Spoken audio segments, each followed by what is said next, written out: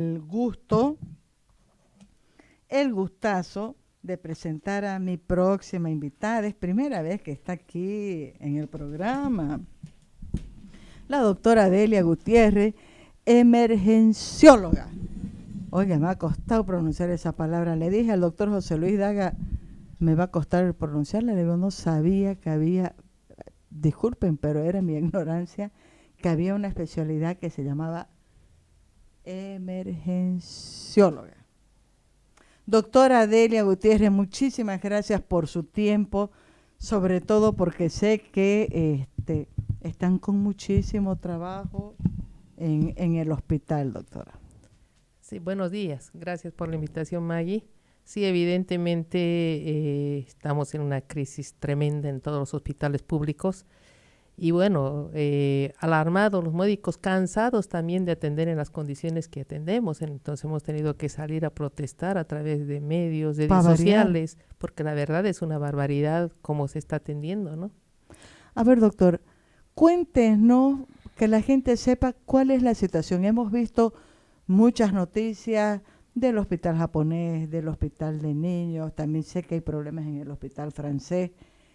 ¿Cuál es el problema que estamos enfrentando ahorita? Se habla que es por la epidemia de dengue, ¿no?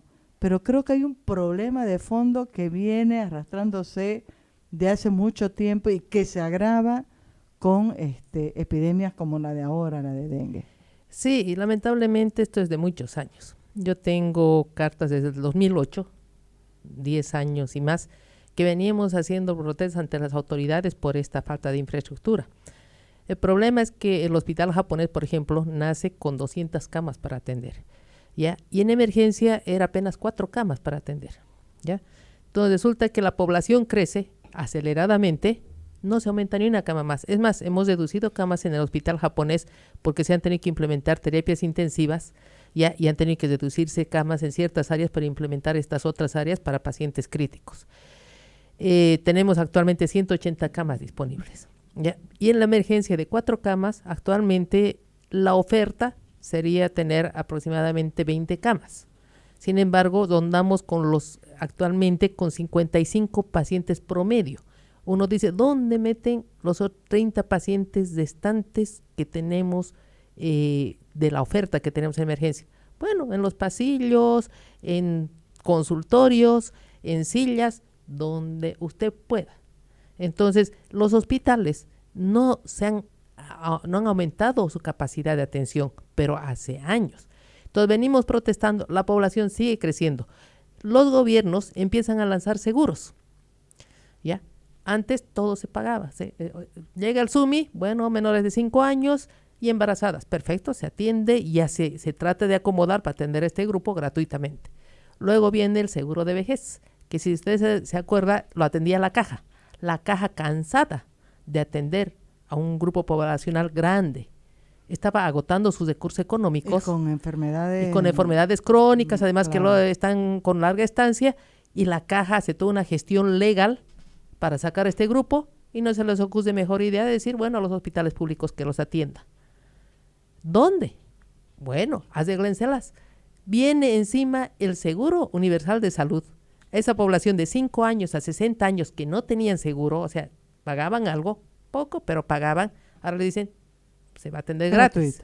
Y ahora, entonces, toda esa población dice, bueno, aunque haya aportado, nunca haya aportado un peso a ningún lugar, bueno, tengo mi quiste de ovario, voy, tengo 30 años y que me atiendan gratis. Y si tengo, qué sé yo, una pequeña heridita y tengo 15 años, también al hospital. Y bueno, nosotros decimos, pero no hay espacio, no hay campo. No importa, voy a esperar 3 días aunque sea en una silla, pero me atiendan gratis. Entonces le digo, ¿dónde ponemos esta gente? Más o menos yo les hacía, hay veces con los familiares les charlo y les digo, mire, usted tiene una casa donde comen 6 personas. Yo gobierno voy y le digo, desde ahora van a venir 50 personas a comer a su casa. Y usted le dice, deme más sillas, deme una mesa más grande. No, con lo que tiene. Deme una olla más grande donde cocinar. No, con lo que tiene. Deme alimento. Deme algo, o sea, deme más arroz, algo para cocinar. No, con lo que tiene. ¿Y usted qué va a hacer entonces? Bueno, siéntense en las sillas afuera, en la calle, donde quieran, porque no hay capacidad para atender pues a la cantidad que me está diciendo que atienda. Entonces, ¿dónde atendemos esa cantidad de personas? ¡Qué imbecilidad de lanzar un seguro sin tener dónde atender a la población.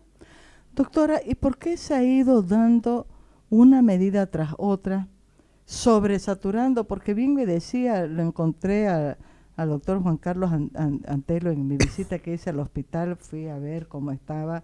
Y la verdad que da pena, yo lo he conocido del hospital en sus años de gloria, ¿no? Claro. Cuando estaba nuevo, con todo súper bien. Era la población en Santa Cruz también, y me acuerdo cuánto era cuando se ha inaugurado el hospital. Me decía, no es saturado, es sobresaturado, porque ya estábamos saturados, ¿no? ¿Por qué hemos llegado a una situación como esta, doctora? Claro, lo que pasa es que los diferentes gobiernos nunca han prestado atención a la parte de salud. Es decir, reclamos, necesitamos más espacio, necesitamos... Y bueno, usted sabe que, y esto no es una denuncia, esto es algo conocido. Se construyen centros que están vacíos. Hay hospitales vacíos. Son los elefantes blancos, ¿no? Entonces alguien dice, yo construyo porque esa es mi función, y es cierto, según la norma, según la Constitución, todo. Bueno, y recursos humanos, no hay. Y nadie se ha preocupado hace 10, 15 años de formar recursos humanos en especialidad, porque médicos generales en oferta hay bastante. Todos los años se egresan bastantes médicos. Entonces, el problema es que los médicos de especialidad escasean. Si en este momento usted quiere abrir uno de los hospitales que están como elefante blanco, dicen, bueno, necesitamos 20 pediatras, 20 ginecólogos y 20 internistas y 20 cirujanos. No hay. ¿Por qué? Porque hubo un momento, hace años, antes del 2006, que los médicos con ciertas especialidades que difícilmente se encontraba podían trabajar en 2 lugares. Pongamos en la Caja Nacional y en el oncológico. ¿Ya? Entonces, en diferentes horarios trabajaban allá. Viene una ley donde dice, de incompatibilidad solo pueden trabajar en un lugar. Enfermeras igual, trabajaban en 2 lugares, diferentes horarios. Trabajaban en la Caja y en San Juan de Dios, pongamos. Cortan con una ley eso, entonces empiezan a hacer las denuncias y queda un gran vacío. Pero no había personal para cubrir ese vacío que deja. Entonces, los médicos y las enfermeras, al inhibirse de poder trabajar en 2 lugares, yo solo trabajo en un lugar, ya, entonces, bueno, nos quedamos escasos y nadie se ha preocupado durante 10, 15 años de formar nuevos especialistas. Si yo quiero quitar un monto de gente, bueno, formaré o tendré previamente formado especialistas para que cubran esas áreas. Más nadie lo ha hecho. Entonces, es un problema de años, que falta especialistas, falta equipamiento. Entonces, hay un problema que sobresaturan los pocos hospitales que tenemos especialistas. Porque usted ve centros médicos ahí en provincia, tienen médicos generales, pero viene una fractura, bueno, lo manda al traumatólogo, pero hay pocos traumatólogos, no hay cama en traumatología. Entonces, yo digo, médicos generales hay, el problema es especialistas. Ahora, el tema de fondo es una absoluta ausencia de planificación y de políticas públicas estatales serias. Totalmente. Estatales, departamentales y municipales. La verdad, en los 3 niveles de gobierno. En los 3 niveles. Hay una improvisación en segundo nivel. Yo hablo con los colegas, hay una improvisación total, donde contratan, medio los contratan, en la villa, en el plan no les dan condiciones, ese médico no va, el anestesiólogo no tiene las suficientes condiciones, terminas denunciando. Entonces, como ha crecido la población, no solamente en Santa Cruz, solamente de los hospitales públicos, viene la Caja Nacional, la Caja Bancaria, la Caja de Caminos. La Caja Bancaria aumenta también su población de asegurados. Esa caja absorbe rápidamente especialistas nuevos que llegan cada año del exterior, que se forman o lo que sea, los absorbe con mejores condiciones económicas. Entonces, cuando llega un especialista, pongamos un nefrólogo nuevo, es una pelea de las cajas. Es una joya. Claro, o sea, digamos, el seguro universitario se lo pelea, la Caja Bancaria, y claro, la gente que llega dice, bueno, en el hospital público, donde van a tener a contratos medios y me van a pagar una cosita, y de pronto la Caja Bancaria me paga mucho mejor, creo que me voy a la Caja Bancaria. Entonces, es una pelea por un especialista que llega. ¿Ya? Entonces, venimos en eso, y los hospitales públicos, que son los que menos condiciones ofrecen, cada vez nos vamos quedando con menos especialistas jóvenes, pocos que llegan, pero al llegar se van dispersando a lugares donde mejores les ofrecen las condiciones. Ahorita me va a decir en el caso del hospital japonés, pero me estoy acordando mientras la escucho a la doctora Delia Gutiérrez hablando de este panorama preocupante de salud del caso del Hospital de la Villa Primero de Mayo, que es de segundo nivel, porque es municipal, ¿no? Tiene unas instalaciones de terapia intensiva, pero no funcionan, nunca ha funcionado porque no hay terapistas. Hice, me acuerdo, un seguimiento por un problema que hubo muy, muy grave en el hospital oncológico hace unos 3 años, ya no me acuerdo, 2. Y me doy cuenta de que una de las carencias gravísimas que había era que no había más que una oncóloga pediátrica. Imagínense en el oncológico, ¿no?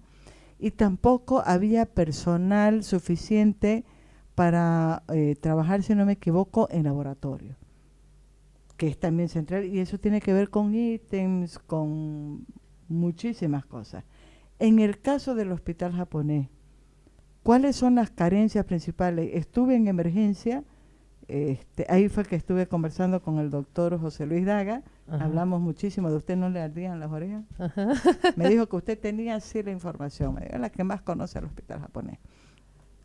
Y ahí me doy cuenta de que, por ejemplo, cirujano, que es su especialidad, no está más que él.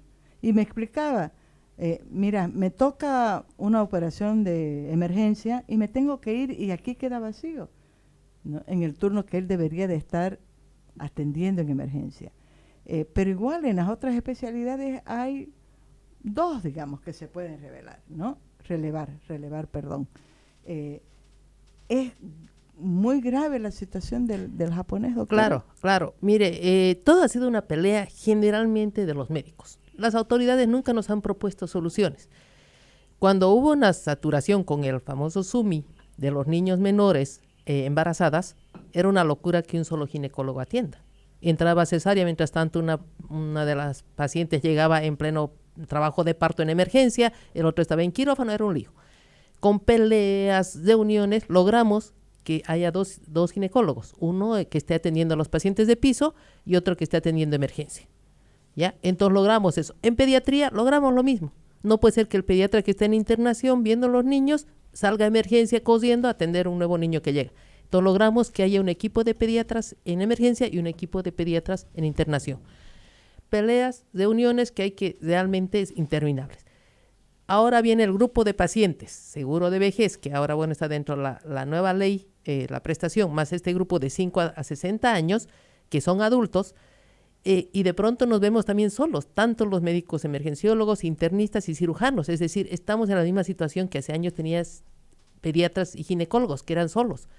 No hace mucho, hace unas semanas aproximadamente, a pesar que verbalmente habíamos manifestado a las autoridades que necesitamos ya médicos que estén viendo a los pacientes internados en la tarde, en la noche, los feriados.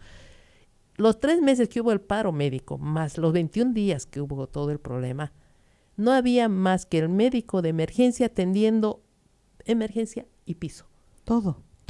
Hace paro cardíaco un paciente en piso, sube cosiendo. Hay una complicación de emergencia, baja cosiendo. Entonces nos ayudamos con los médicos residentes, pero es una locura. Están con un estrés tremendo los médicos, están agotados. Entonces les decimos, no pueden hacer eso, porque hay veces no nos da el tiempo para subir a atender un paciente que se está complicando o está poniéndose grave y tener que bajar a emergencia a atender un nuevo paciente. Entonces, justamente hace unas 2 semanas mandé una carta ya por escrito solicitando que haya personal para el paciente internado. La Caja Petrolera lo tiene. Es decir, en sus turnos tienen médicos que están viendo los pacientes de piso, porque los pacientes internados, especialmente mayores o que tienen muchas patologías, se complican cualquier rato. No son pacientes en tercer nivel, pacientes tranquilos que vienen con una sola enfermedad, vienen con muchas enfermedades. Entonces un paciente puede complicarse cualquier momento, cualquier minuto en la noche, en la madrugada. Entonces le digo, necesitan un médico en piso que esté permanente viendo a esos pacientes, porque el de emergencia ya no se da abasto. Entonces, la verdad que tiene que reorganizarse todo el sistema de salud, pero que haya pues una eficiencia, una calidad, no es calidad. Cuando nos dicen atiendan nomás, sigan atendiendo donde sea, como alguien dijo, en garajes, en sillas, no puede dársele esa calidad que 2 días esté en una silla un paciente de 70 años, 80 años. Pero ¿sabe qué da pena? ¿Qué repercute esto? Los familiares no entienden esto. A mí no me interesa, dice el familiar, ustedes son unos negligentes, encima lo insultan al médico de emergencia, no a la autoridad, no al director, no a la autoridad departamental ni municipal, al médico que está ahí. Porque están ausentes. Claro, lo insulta, desgraciados, ustedes negligentes, no atienden, mi padre está en una silla y miren cómo está. Pero, ¿qué podemos hacer? Porque dicen, ustedes, decíbanlos nomás, donde sea. ¿Cómo es donde sea? Entonces, en la silla hace su paro cardíaco y ahí mismo lo tengo que masajear. ¿Cómo es la cosa? O sea, el consultorio donde yo debería atenderla, si usted viene, échese, le voy a revisar porque tiene dolor de abdomen y le voy a revisar, no hay. En la camilla donde tengo que revisar está ocupado por otro paciente que está esperando una cama 2, 3 días. Entonces, a ver, de paradito en su silla les revisaré. ¿Cómo podemos hacer eso? Miren, lo que está contando aquí la doctora Delia Gutiérrez es real, porque lo está contando y yo puedo decir que me consta porque estuve visitando el hospital japonés y me llamaron a la atención muchísimas cosas. Primero, no hay bancos también para espera, ¿no? Había gente que estaba sentada en el piso porque no hay bancos de espera. Segundo, están obligados en la sala de emergencia que comparte la doctora Illesca, si no me equivoco, que es el doctor cirujano que en ese momento estaba, el doctor José Luis Daga, más otra salita de allá.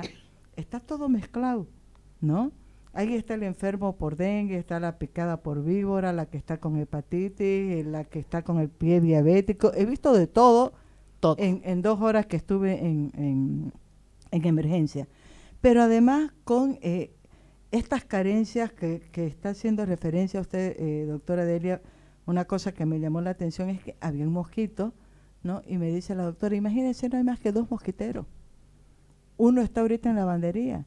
¿Qué hago? Yo necesito mosquitero, por lo menos para la mitad de los pacientes que están aquí, porque es dengue. El dengue se transmite por los mosquitos.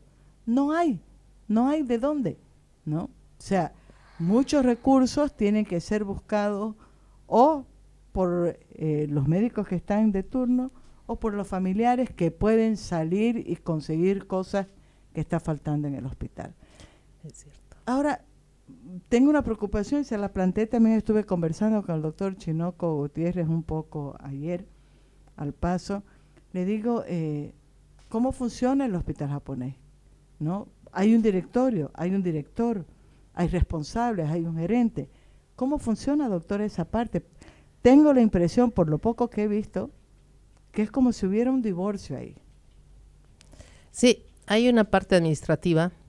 Bueno, antes que entre la gobernación, había solamente un director ejecutivo y un administrador, que era el médico. Entonces, el director se encargaba tanto de organizar un poco la parte del hospital con el subdirector médico, y con el administrador veía las necesidades de compras, necesidad de equipamiento, porque al fin y al cabo era un médico que si yo iba y le decía, mira, sabes que el tomógrafo, él me entendía.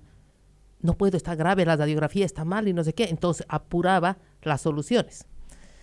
Entran, bueno, con el nuevo sistema de administración, entra un gerente que es el que maneja ahora la parte económica. Al director lo han desplazado simplemente a hacer una parte administrativa médica ya, y manejan la parte. Entonces hay veces los que están manejando no siempre entienden lo que los médicos necesitamos. ¿Se da cuenta? Es decir, quien no es médico no puede entender cuando yo me desespero y le digo, ¿sabe qué? Me llegó un tequeado, tiene 32 años y no tengo tomógrafo. Me va a quedar lesionado de por vida, se me va a quedar aquí, necesito. Y entonces, no hay. Y se acabó. Pero, ¿sabe? Le digo, ¿y si fuese su familiar? Oiga, entiéndame la necesidad. Yo me desespero porque yo estoy viendo qué consecuencias, secuelas puede quedar un paciente que no se atiende adecuadamente. Entonces, claro, hay una parte donde él tiene su oficina, maneja la parte económica, pero es muy difícil, o sea, como que han puesto un poquito una basera más. Antes era más directa la llegada al director con quien podíamos trabajar. Ahora como que tenemos un poco más de basera en esta parte administrativa porque ellos dicen, bueno, no hay plata. O sea, ellos son administradores ya de dinero y dicen, no hay plata, no hay medicamentos, no hay plata. Y punto. Y le dijo, ¿sabe qué? MacGyver es corto a lo que hacemos. Necesitamos sueros antiofídicos. Generalmente la gente del campo pobre es la que tiene mordedura de serpiente. Llegó una jovencita con Claro. mordedura Entonces de viene serpiente y dice, necesito sueros. No hay, bueno, es de proporcionan gratuitamente a través de un sistema que también los médicos la peleamos, que sea de administración gratuita, y lo producen en ILASA, en La Paz, etcétera. Entonces, y le dice, cada suero cuesta 400 comprando afuera, 400 bolivianos. Pero apenas han tenido 5 pesos para llegar al hospital.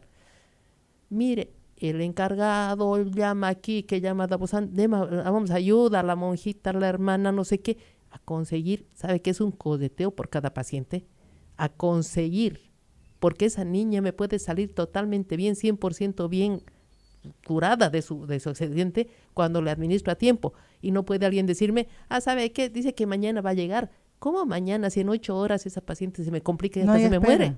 No espera. Entonces, mire, tenemos que hacer cosa y media para conseguir para cada paciente algo.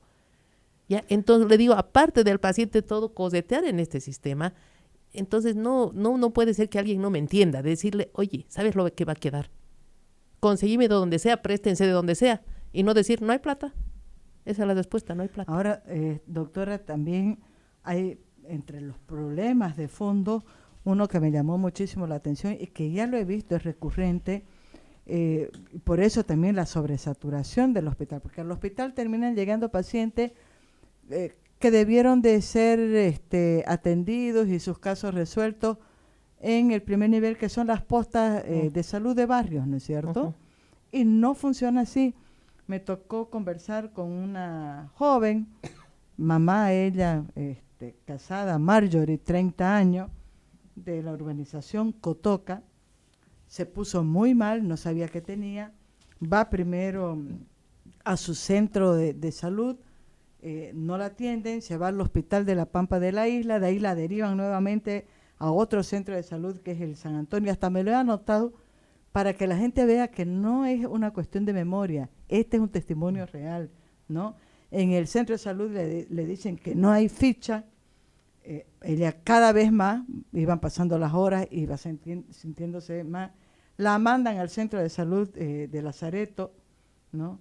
Ahí le hacen algunos análisis que lo tiene que pagar de manera particular, porque no se lo hicieron en el mismo centro de salud.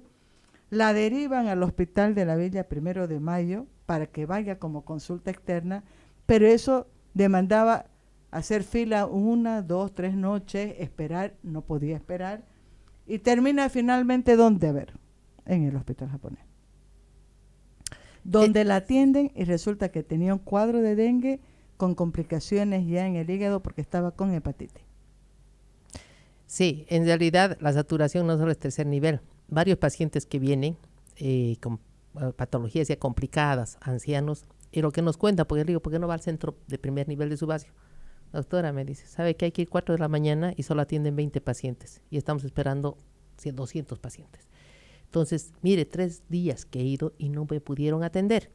Entonces, ¿qué pasa? En esos 3 días se fue complicando, hasta que un momento dice, bueno, no, va al hospital, entonces viene entonces ya con el cuadro complicadísimo. Entonces, en primer nivel también aparentemente no hay. Yo hablaba con los colegas, no solo en primer nivel, segundo nivel, yo decía, hay veces tienen algunas camas libres, ¿por qué no me reciben al paciente? Porque en la noche hay veces no hay bioquímico, porque en la noche hay veces no hay radiólogo, porque hay veces en la noche no hay el encargado de banco de sangre, porque no hay contratos, no hay personal. Entonces el médico me dice, si yo te recibo el paciente, porque le digo, mira, según el reporte que me dan, tienes una camita en la Villa 1 de Mayo, te mandaré, aunque sea un paciente. Y me dicen, pero en la noche no tengo esto o no tengo lo otro. Entonces me dice, ¿cómo te puedo recibir? Y si se complica, ¿qué hago yo aquí? El responsable va a ser entonces, claro, entonces se ven también, o sea, primer y segundo nivel no está totalmente completo su equipo médico para atender las 24 horas. No siempre tienen todo lo que requieren en su pequeño laboratorio que tienen en primer nivel. Entonces, todo eso, todas esas falencias, todo de provincias, porque actualmente 50% de nuestros pacientes que llegan es de provincia, ¿ya? Y atendemos, yo les decía, no solamente provincias de acá, me vienen desde Puerto Suárez, Concepción y todo eso, de todos esos lugares, más algunos lugares que no nos corresponde, pero por la facilidad de acceso llegan. Villa Tunari, Bulo, que eso pertenece a Cochabamba, sin embargo recibimos los pacientes. Llegan de Trinidad, bastante pacientes de Trinidad. Entonces tenemos que, mucha gente de Sucre vive acá. Entonces su papá, su abuelito, que se pone mal en Sucre, que el hospital los recibe, porque no está tan saturado allá como acá. Y al día siguiente aparece con el abuelito acá. Y le digo, señora, ya estaba internado, estaba en una cama. ¿Por qué lo traje? Porque todos vivimos acá y no hay quien vaya a verlo allá. Entonces tengo pacientes de Sucre, tengo pacientes de todo lado. Entonces le digo, ¿cómo puedo hacer? Claro, cuando antes no nos llegaba mucho del lado de Puerto Suárez, Quijazo, porque iban a Corumbá y la atención Sí, era van a gratuita. Brasil. Pero ahora de alguna manera les han puesto freno y les han dicho, parece que allá tienen cierto polígono, entonces ya no es tan gratuito y además ya en su país es gratis. Entonces desde Puerto Suárez, Quijazo, toda esa zona nos van llegando ya pacientes complicados. Entonces yo le digo, ¿cómo? Con 180 camas, ¿cómo puedo atender todo eso? Es difícil, pues, ¿no? Difícil atender. Hay falencias en provincias también para atención. San Ignacio, todo eso, tienen lindos hospitales, pero a mí me dicen, no tengo esto. Entonces yo no puedo atenderlo y te lo mandaré. Y Doctor, sabe es que, una cadena. sabe que en el camino, porque yo le digo incluso de San Ignacio acá, ¿cuántas horas son? 8 horas, perfecto, es un paciente grave. En el camino a veces fallecen porque son 8 horas.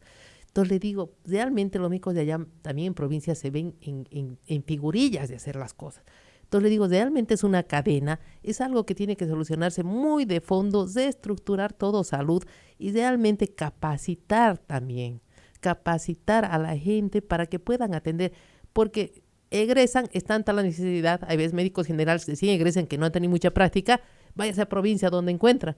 Esos chicos ni siquiera han visto todo lo que tenían que ver y se ven en un cuadro grave que no saben por dónde empezar.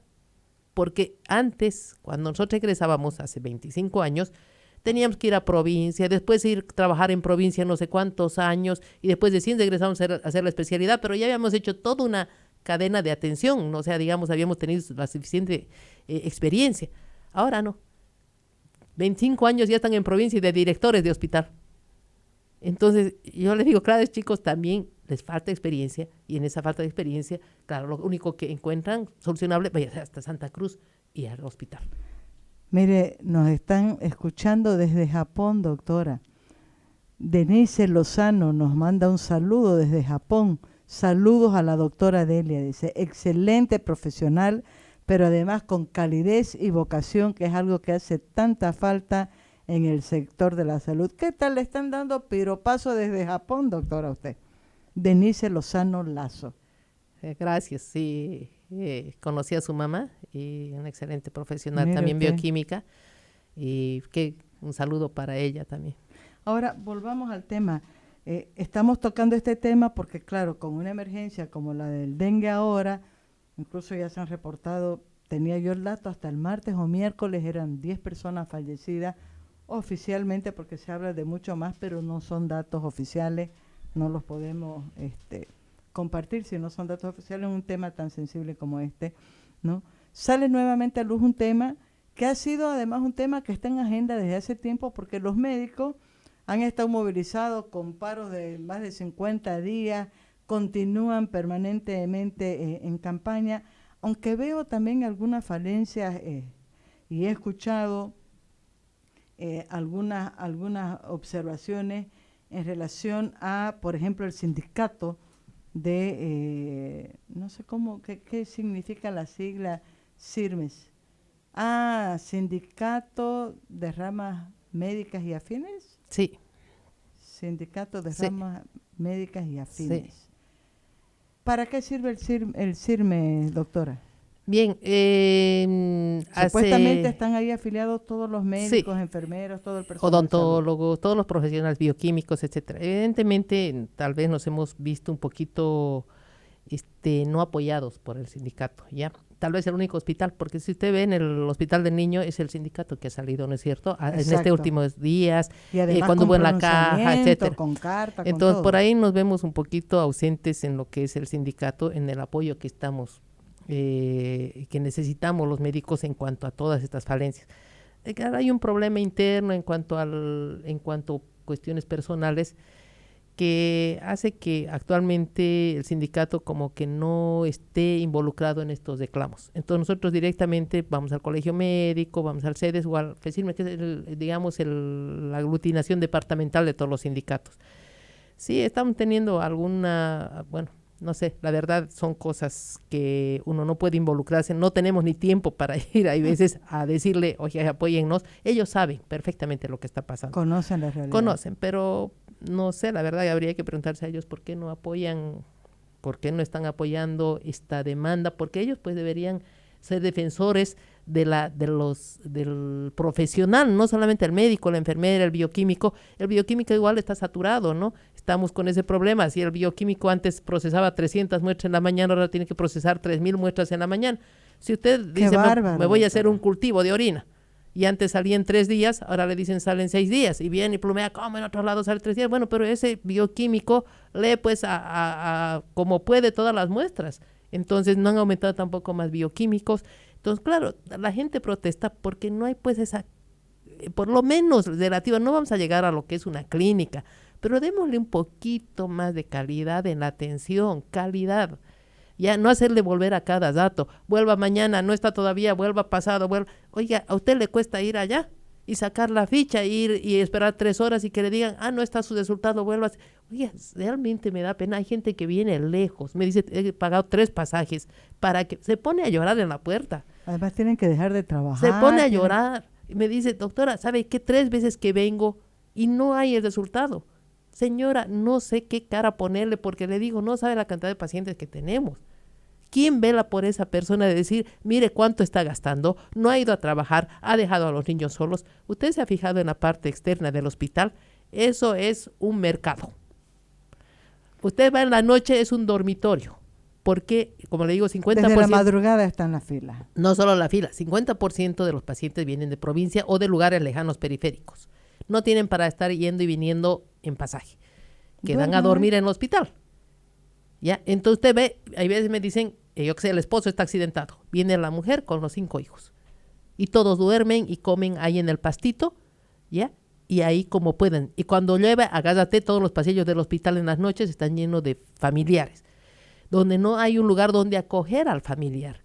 Donde acoger a toda esta gente que viene. Y tienen toda la razón. Me dice, ¿cómo voy a dejar a mis 5 hijos solos? Me dice, en provincia, si yo vengo de Santa Rosa del Sara, y yo, ¿con qué comida les voy a dejar? Me los tengo que traer a los 5 aquí. Incluso nosotros tenemos que sacar galletitas. Señora, no tiene esto, al que da desayuno no te ha sobrado un desayunito, dale a la señora, porque vienen con 5 bolivianos. Y toda esa gente, ¿dónde queda? Le digo, no tiene un lugar donde quedarse, no. No tienen para pagar un alojamiento. Y usted va en la noche, es terrible, es dormitorio eso. Ahora, por eso está bien dicho que es una sobresaturación. Así ya estaba el hospital, Sí. ¿no?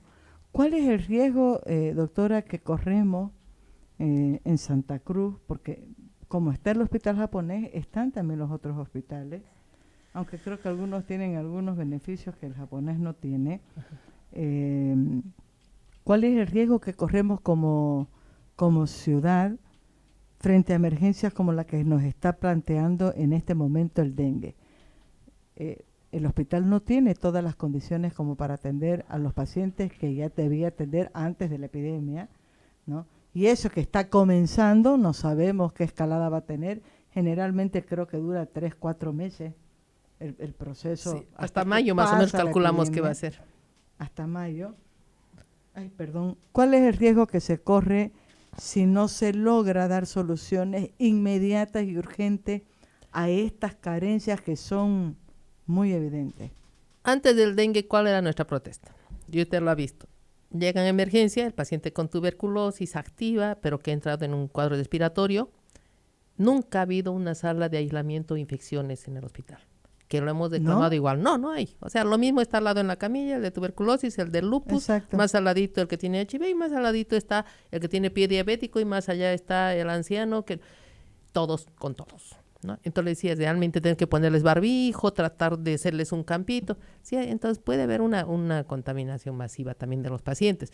Hacemos los esfuerzos, pero sobrehumanos, para tratar de ver de que no haya ese tipo de contagio. Puede haber mayores infecciones. Cuando hubo el H1N1, ya, y nadie quería atender. Yo le digo nadie, porque hubo más o menos el pánico del coronavirus, ¿ya? Es contagioso y te mueres. Entonces muchos médicos, incluso en consulta externa, decían, no vamos a permitir que ni un paciente con fiebre tosiendo llegue acá, porque todos corremos el riesgo, hasta los médicos. ¿Dónde se atendió? En emergencia. Entonces tuvimos que una salita, la sala que es de animación ahora, que recién estábamos terminando para ampliar emergencia, inmediatamente ponerla para atender. Entonces ahí aislar a los pacientes. Se va viendo que esto no es tan grave, etcétera. Actualmente llega pacientes, porque en invierno llegan pacientes con tos, sospecha, el H1N1 no se ha ido. Ya eso va a seguir nomás y es parte de nuestras infecciones. Y vamos viendo, tomamos muestras, mejora el cuadro, se va y después de 10 días nos llega de Cenetrop, nos dije por si acaso era H1N1. Y estuve en la sala de los demás nomás. Pero hemos visto que no hay ya ese contagio que pensábamos que al principio era, pero ni bien te daba la mano y ya te contagiaba. Entonces los médicos corren riesgo, porque los médicos somos los que atendemos, no tenemos todo eso que vio en China, toda esa máscara y todo ese traje, no tenemos. Claro, no tenemos nada de eso. Entonces, barbijo, pero lentes. si no hay ni mosquiteros. Claro, entonces, digamos, los médicos, el mismo personal, cosas así. Entonces tratamos de ver cómo hacemos para aislar un poco. Viene dengue, especialmente este año, está causando mayor mortalidad, ¿ya? Si bien no es un dengue nuevo, es parte de los que han circulado, endémico. Pero del 2009, de esa epidemia que tuvimos grave, que realmente tuvimos que en emergencia también, en emergencia fue donde se atendió por si acaso dengue en el 2009, es decir, la gran cantidad de pacientes, no había segundo nivel, tuvimos que hacer rápidamente un esquema para atender lo que podíamos y fueron más de 50,000 personas que enfermaron. A partir de ahí, todos los años hay dengue, pero estaba controlado, con poca mortalidad, etc. De pronto viene este año, 10 años después, grave, pacientes graves, con mortalidad mayor. Y claro que eso nos alarma. No es cuestión de tratamiento tampoco. Hay pacientes, especialmente con comorbilidad, diabéticos, hipertensos, ancianos abandonados, que los dejan en su casa y todo el mundo se va a trabajar y no les dan comida más que en la noche o en la mañana y un gusto. Todos esos son pacientes de riesgo. Ese paciente enferma en forma más grave o evoluciona en forma más grave. Ese paciente, incluso aunque le dé la mejor atención, fallece. ¿Ya? Actualmente están viniendo con bastantes hemorragias los pacientes en este tipo de dengue que estamos teniendo. Tenemos que hacer los esfuerzos en horas para tratar de salvar. Cuando no tenemos las condiciones y estoy en una silla, por ahí siempre que me queda la duda y digo, ¿y si lo poníamos en una camilla y le poníamos más suero? Puede ser que igual haya evolucionado y haya fallecido porque tiene muchas patologías, pero siempre nos queda el malestar de haberlo atendido en una silla y que haga un paro cardíaco en una silla. O sea, el malestar, no crean los médicos que somos indiferentes, ¿sabe qué nos causa un malestar? Mierda, le digo, llegó grave y no pude ofrecerle una camilla. Por lo menos, como decía un médico argentino, todos nos vamos a morir en algún lugar, en una cama o una camilla. ¿Por qué yo no puedo poner las condiciones en un hospital? Y si me va a tocar accidentarme que lleven a un hospital, que tenga una camilla decente donde pueda morir por lo menos decentemente. Y no tenga que morir en una silla vieja, toda destartalada, en un pasillo. Oiga, yo siempre le digo, cualquier familiar está expuesto. ¿Sabe que cualquier familiar a su hijo lo atropellan? No saben que tiene seguro que es su hijo y lo primero que hacen es traerlo al hospital. Hemos tenido de exfuncionarios, exadministradores que nos decían en nuestra cara, no hay plata para comprar. Y después han venido con su madre ahí o con su hermana. Doctor, una camillita. ¿Cuánto le he rogado a usted que me compre alguna cosa o me amplíe este hospital? ¿Se acuerda lo que iba a rogarle? ¿Quién está libre de que a alguien le pueda suceder una desgracia caer en el hospital y que vengan y yo tenga que ofrecerles lo que tengo que ofrecer? En la camilla donde estuvo el paciente con tuberculosis, todo que apenas lo limpio con un trapito, otro paciente se va a sentar a las pocas horas. Oiga, no es pues posible que estemos con todo esto. Ahora, doctora, sabemos que las movilizaciones, las demandas de los médicos, de los trabajadores en salud, las enfermeras, bioquímicos, todo, no es de ahora, ¿no? Viene de manera permanente. Pero hay una coyuntura que puede favorecer para que al menos parte de esas demandas, las más urgentes, puedan ser atendidas como corresponde, no solamente en el discurso, no como un anuncio, ¿no?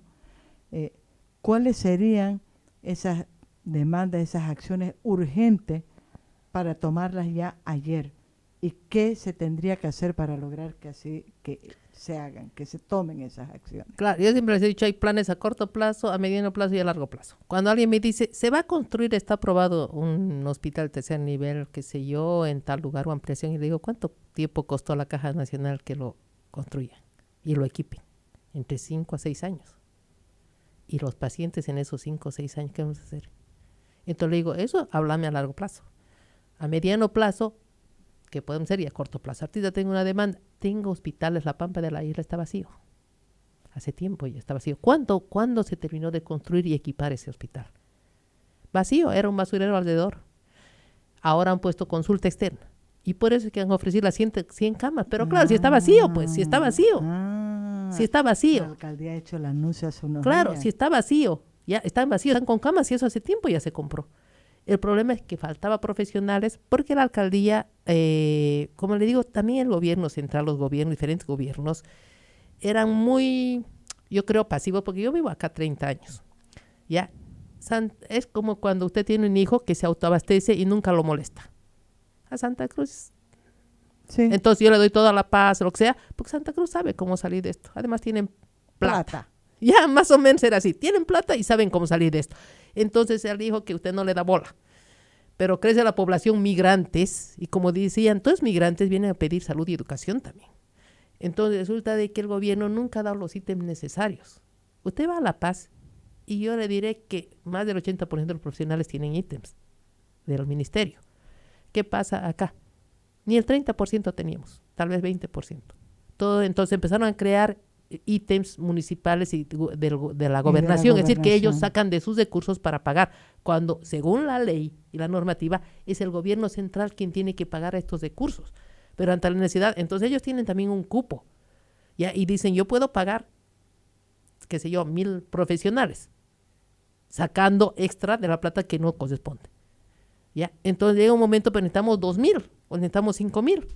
Bueno, por lo menos el gobierno pues mándenos unos 2,000 o 3,000, ya que aquí están tratando de hacer un esfuerzo también, tanto la gobernación como la alcaldía, de sacar recursos que no corresponden, porque a ellos no les corresponde claro, eso podría contratar. ser como desvío de dinero, ¿no? Claro, en realidad ellos lo que les corresponde, de fondos públicos. Se tuvo que hacer todo un trámite para que, o sea, cuando hubo la explosión de que no teníamos recursos, para autorizarles tuvieron que hacer todo a la Asamblea Legislativa, ir al Parlamento para que autoricen usar ese dinero.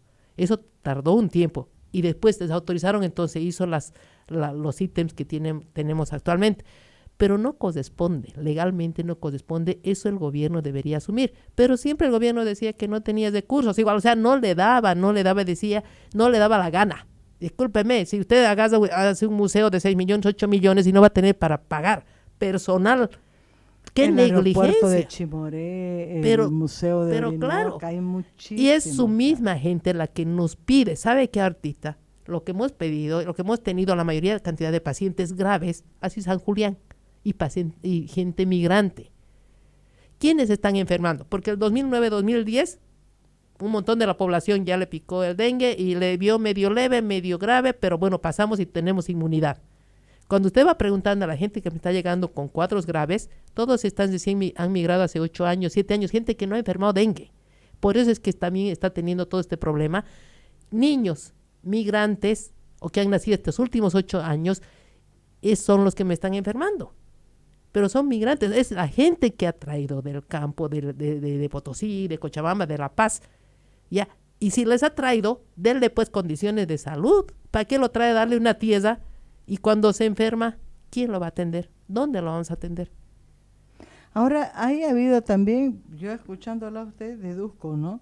Son los 3 niveles de gobierno, pero veo, más allá del esfuerzo que la gobernación asegura que ha hecho y además porque consta con la creación de ítems, más allá de lo que la alcaldía dice que ha hecho con la cuestión de la infraestructura, negligencia de parte de autoridades en esos 2 niveles de gobierno para saber de verdad encarar y enfrentar al gobierno, por muy difícil que hubiera sido el gobierno de Evo Morales, aliarse con los médicos, con los familiares, no sé, y arrancar del gobierno central soluciones por lo menos a 2 de los grandísimos problemas de fondo que tiene el sistema de salud. Sí, la verdad que creo que no ha habido la fortaleza para reclamar con la suficiente fuerza. Mire que ha habido países que han tenido conflictos, no es solo nuestro país, hay un momento que hubo un conflicto muy grande, incluso en Francia y en otros países. donde han salido incluso las emergencias a decir aquí ya no vamos a atender porque no pueden atender en estas condiciones y las autoridades han hecho, entonces para que el gobierno preste atención y han salido, qué milagros, rápidamente soluciones. Entonces, por alguna razón, no ha habido esa fortaleza en el reclamo. ¿Sabe qué? Porque uno cuando reclama tiene que ir con toda la fortaleza y decir, oye, dame. Y si no te voy a cesar todo. Y cuando me vengan toda esa gente que me has hecho migrar, yo te los voy a mandar a La Paz y te voy a mandar al Palacio a ver, atenderlos ahí. Porque ¿sabes qué? No es así. No es así como lo has hecho. A venir a darles... Toda esa gente no está acostumbrada a vivir en calor. Entonces tiene un montón de enfermedades los primeros años.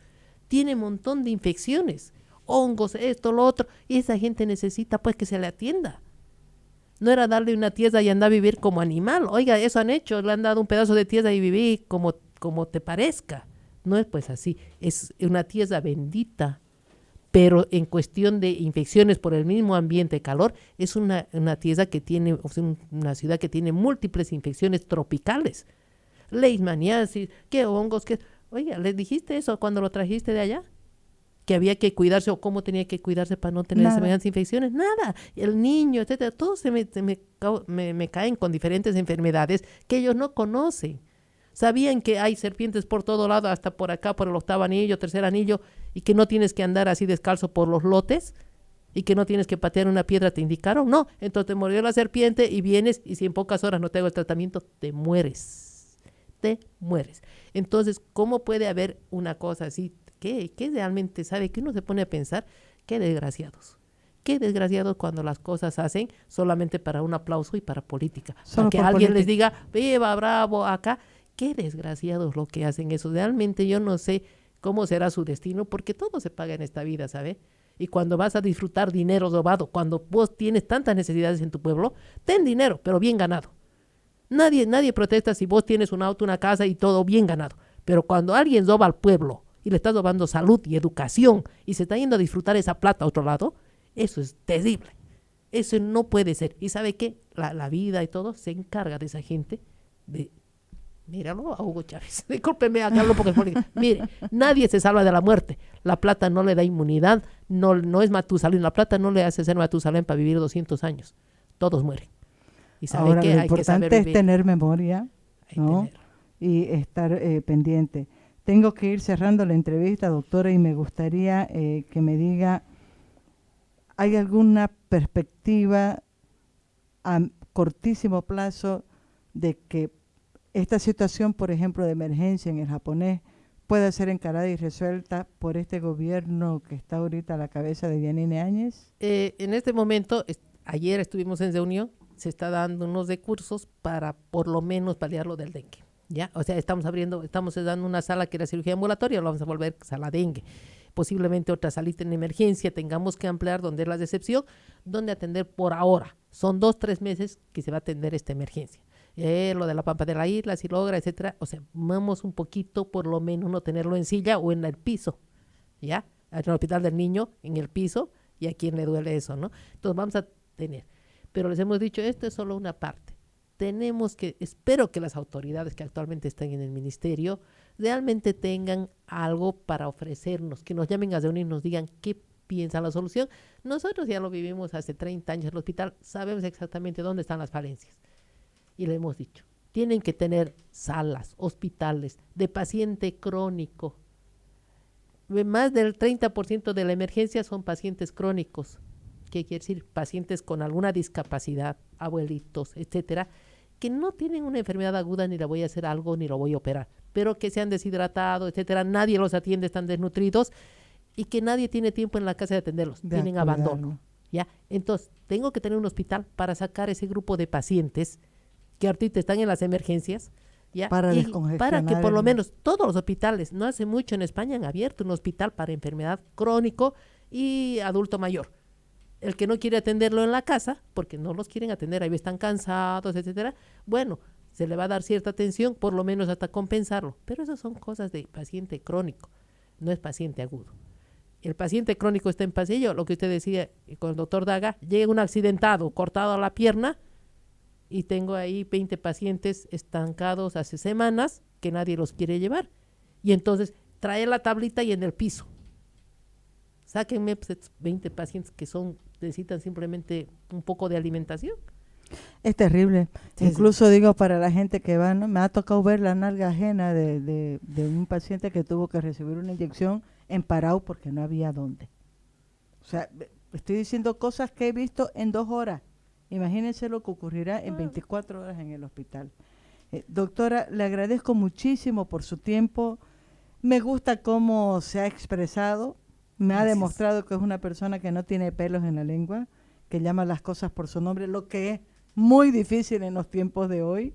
Y me gustaría que se despida, doctora, con una recomendación a la población en esta epidemia, en este momento que estamos con epidemia de dengue. Sé que mañana va a haber una minga, la convocó la gobernación a través del CEDES, me imagino, en toda la ciudad, en todo el departamento va a haber una minga para que la gente se concientice también sobre este problema, pero me gustaría que usted como médico dé una recomendación a la gente que nos está escuchando, porque gran parte del problema también está en nuestras manos y tiene que ver con la prevención. Sí, gracias. Sí, evidentemente cuando llegan con pacientes graves, yo les digo, ¿sabe qué limpió su patio? ¿Limpió su casa? Lo estamos limpiando ahora, no ahora, tenía que limpiarlo ayer. ¿Qué hace con botellas? ¿Qué hace con baldes viejos ahí? Por favor, límpieme todo. Tenemos folletos, les entregamos todo. Le digo, porque enfermó a Artita, el papá, la mamá, el hijo, y van a enfermar muy pronto todos los demás.